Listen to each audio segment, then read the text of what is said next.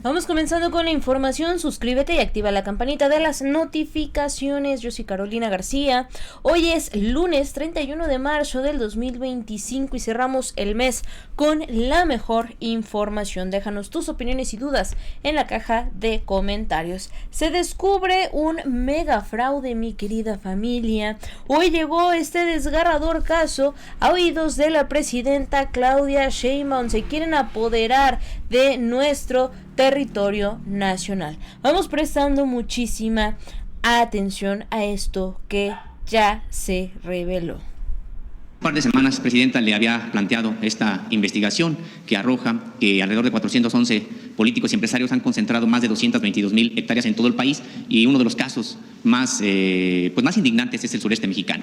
Hemos seguido con esta investigación y hemos documentado que este despojo no solamente afecta a las comunidades agrarias y ejidos, sino que el fraude se desdobla a muchísimos otros sectores de la población. En uno de los casos, un personaje político allá en realidad de Yucatán, pero con tierras tanto en Yucatán como en Quintana Roo, pues despojó no solamente a un ejido, sino que además empezó a lotificar. Lotificó y vendió 130 predios para la fundación de 2 colonias allá en la zona conurbada de Cancún. Este personaje, Elvin Daniel Pereira Góngora, después fue descubierto 10 años después de que él vendiera estos lotes, estas tierras, fue descubierto por el SAT con una deuda de más de 84 millones de pesos. Lo que hizo este personaje fue, en 2011, ofrecer al SAT en garantía de pago esas mismas tierras que en los hechos ya no les pertenecían.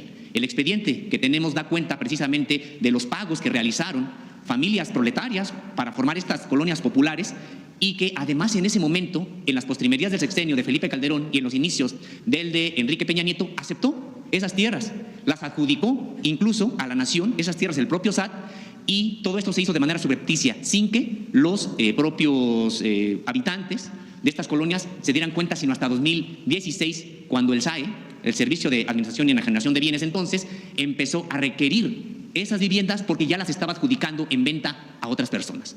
Hace también ya algunas semanas vino una delegación de estas familias a dejar un escrito aquí a ustedes sobre este tema, y cuando regresaron, uno de los que vino se encontró con que ya se había efectuado el desalojo de su propia vivienda. Y es un poco irónico el asunto, porque quien está hoy ejecutando este desalojo es el Instituto para Devolver al Pueblo lo Robado, precisamente por este proceso que ya viene de años atrás, y que el SAT, por los trámites realizados anteriormente, reconoce esas tierras como suyas y como el que puede y el que tiene que estar enajenando o entregando esas viviendas a nuevas personas. Este fraude, Presidenta, pues tiene que ver con personajes que primero despojan ejidos, luego lotifican, los venden a personas en necesidad de vivienda y revenden después incluso o entregan en garantía al propio gobierno, al SAT, estas tierras. Presidenta, ¿qué hacer ante casos como este? Bueno, primero este caso que comentas, pues sí hay que revisarlo, ¿no? Y lo otro hay que investigar. Si nos das todos los datos, por supuesto que investigamos. Con todo gusto paso los datos, Presidenta. Sí. Sobre este mismo tema, usted comentaba que era complejo regresar al espíritu de la Constitución de 1917 y reformar entonces el artículo 27 para evitar este tipo de acaparamiento de tierra de estos personajes que prácticamente… No, pero eso es un fraude. Sí. O sea, hay que diferenciar, porque una cosa es la reforma, que no estuvimos de acuerdo en su momento, y otra cosa son fraudes que se hacen sobre ejidos, que sí es verdad. Durante mucho tiempo, particularmente en Quintana Roo, se hizo muchísimo fraude, incluso sobre tierras nacionales que había ahí.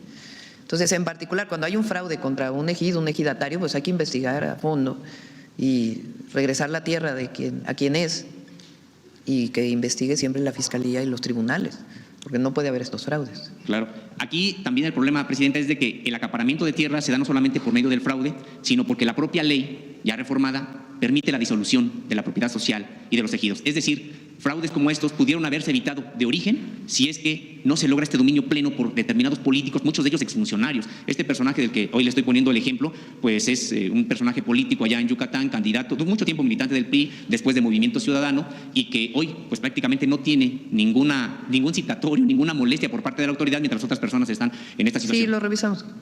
Presidenta, y también en otra información, bueno, pues se dio a conocer, por supuesto, que hubo ya esta reforma para proteger los maíces nativos de este país, una victoria muy importante, reconocida no solamente por organizaciones sociales en México, sino a nivel internacional. Sin embargo, todavía están vigentes pues las leyes que instrumentalizarían esta reforma a la propia Constitución. Es decir, por ejemplo, la ley de la Sibiogen se le conoció mucho tiempo como la ley Monsanto, y esta pues todavía está vigente, y eso podría retrasar la aplicación de esta reforma constitucional. Preguntarle sobre si su administración estará ya trabajando sobre reformas a estas leyes secundarias para armonizarlas con la reforma constitucional. Sí, de todas maneras la Constitución ya lo prohíbe, y eso está por encima de cualquier ley. Y además de trabajar en particular sobre el tema de transgénicos, pero estamos por publicar por parte de SADER un decreto en donde se prohíben muchísimos plaguicidas que todavía no están prohibidos en México. Mucho tiempo se habló del glifosato, pero todavía no, el DDT, por ejemplo, imagínense, todavía no está formalmente prohibido, aunque ya prácticamente no se vende. Entonces viene que ya están prohibidos incluso en otros países y que aquí no se ha prohibido su uso, que daña muchísimo a la salud. Viene ya también un decreto en este sentido, ya lo vamos a estar informando. Finalmente, Presidenta, uno de los saldos de esa supuesta guerra contra el narcotráfico, digo supuesta porque en realidad los cárteles del narcotráfico se fortalecieron durante ese periodo de Felipe Calderón, no solamente pues, fue el crecimiento de estos cárteles, sino prácticamente la paramilitarización de todos ellos. Hay que recordar que incluso, bueno, ya esto desde el sexenio de Ernesto Zedillo, pues había un grupo de aeromóvil de Fuerzas Especiales del Ejército, fue comprado por uno de los grupos de narcotráfico, y ahí empezó una especie de carrera armamentista, y que llevó a que incluso integrantes, por ejemplo, desertores del ejército, de las fuerzas caiviles en Guatemala, estuvieran siendo también, o estuvieran trabajando bajo las órdenes de cárteles de narcotráfico en México.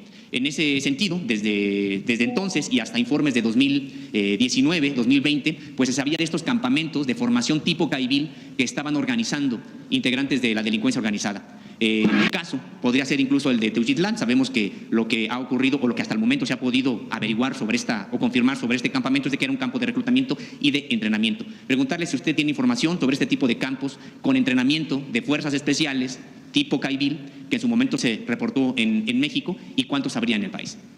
Si quieren, ya cuando venga el Gabinete de Seguridad puede hablar de este tema, y por supuesto que sigue la investigación por parte de la Fiscalía, en particular del PRI de Teuchitlán. Gracias. Gracias.